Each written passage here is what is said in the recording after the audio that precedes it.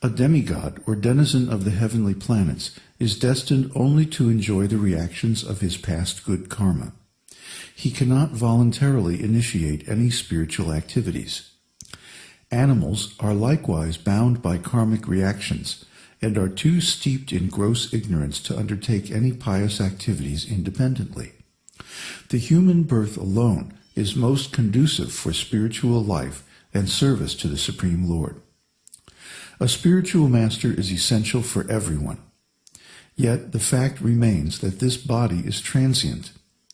If one does not carefully endeavor for self-realization, which is the greatest benediction, then he returns again to the endless cycle of birth and death. An intelligent person will therefore utilize this rare opportunity for self-realization. He will search out a spiritual master teacher who can lead him to the Supreme Lord, Krishna. Such a spiritual master is the only guide who can help the jiva cross the ocean of material nescience. Only the most foolish person will attempt to cross this ocean by their own intelligence. The achievement of any success in this world requires the help of a teacher. How then will one obtain perfection in the best of all subjects, spiritual science, without the aid of a teacher? Only a man who is self-realized and fully proficient in Krishna consciousness is fit to teach this science. A few of the characteristics of a bona fide spiritual master teacher are that he is peaceful, unperturbed, and a pure devotee of Krishna. The master teacher should be approached with humility. The student should satisfy him with service and receive from him formal initiation into the worship of Lord Krishna. This is his best chance to surmount the material entanglement.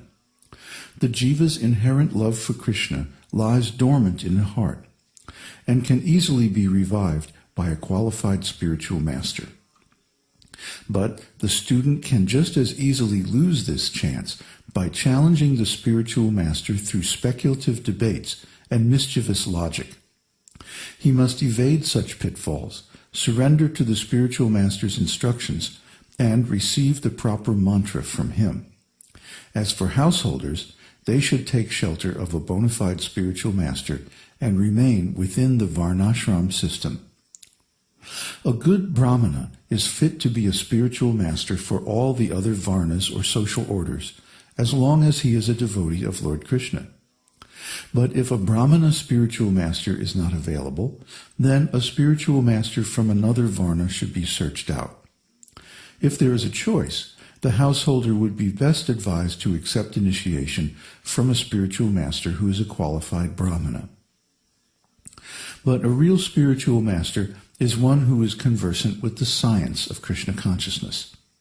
A spiritual master can be from any varna or ashram, but he must be a transcendental touchstone who can fulfill the spiritual needs of people from all varnas and ashrams. He must be able to give the jiva shuddha rati, or pure attraction for Krishna. There are two kinds of spiritual masters: the initiating spiritual master, or diksha guru, and the instructing spiritual master, or shiksha guru. Both gurus have to be respected equally.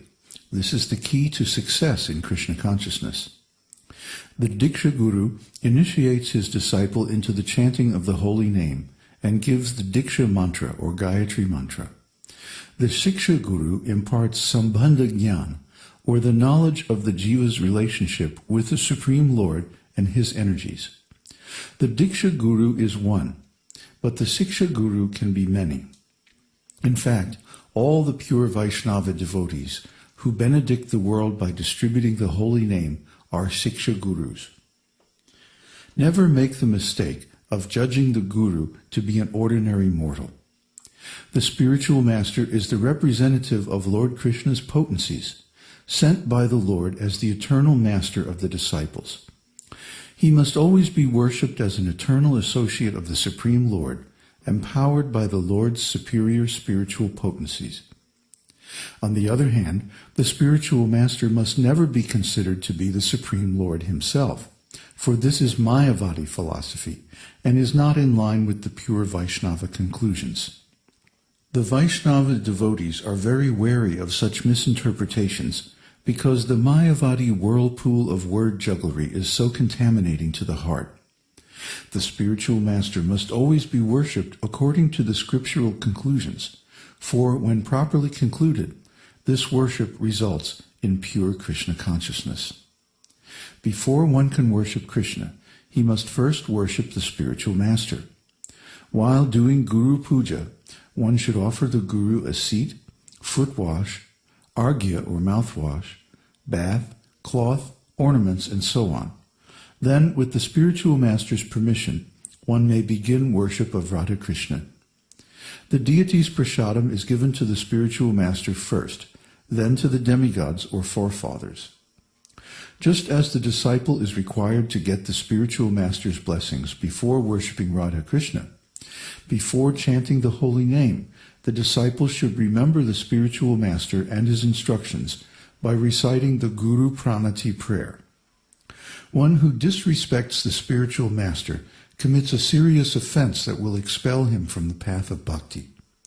The spiritual master, Lord Krishna, and the Vaishnavas must be worshipped with equal attention. Undeviating faith in the spiritual master teacher will lead to pure chanting and the final goal of Krishna Prema, love of God. So we'll continue the description of the other offenses to the holy name in the next section. Right now, I want to emphasize the thing that's important, is that in the beginning, our chanting is going to be offensive.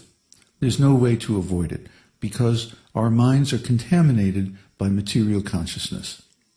Therefore, we are going to make offenses to the holy name. However, by accepting a bona fide spiritual master and taking initiation from him, then one begins the process of clearing these offenses. And the service to the spiritual master is the most important agent in clearing the offenses. So therefore, before chanting, we should always be careful to recite the Guru Pranati prayer and pay obeisances to the spiritual master. Then we can chant and not have to worry so much about the offenses. But still, we should be careful that we avoid all these offenses, these 10 offenses, because as long as we cultivate them, then we can't chant purely.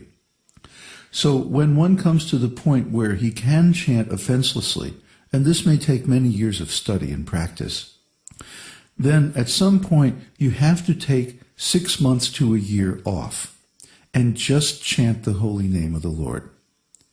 You have to trust me on this, because this is coming from my own experience, as well as the experience of my spiritual master, his spiritual master, and so on, back down the line. It's stated in the scriptures that you have to chant the holy name of the Lord purely and uninterruptedly for a significant period of time to attain self-realization. And there are many examples in the Śrīmad-Bhāgavatam of devotees who did this, and they attained the result. So we can also attain the result if we take the time to just devote ourselves to the holy name of the Lord. Now, we shouldn't do this next week or next month or even maybe next year. But once we have learned to chant the holy name without any offenses, then we should make sure we have the time and space in our lives to mature our chanting and attain the perfection of chanting. That's very important. I want to put that idea out now, right in the beginning, so that you'll know someday, at some point in your life, you're going to have to do this if you want to attain the real perfection of chanting. This is not something that you can do before attaining offenseless chanting. But as soon as you do attain offenseless chanting, you should do it, because this is how you attain your perfect body.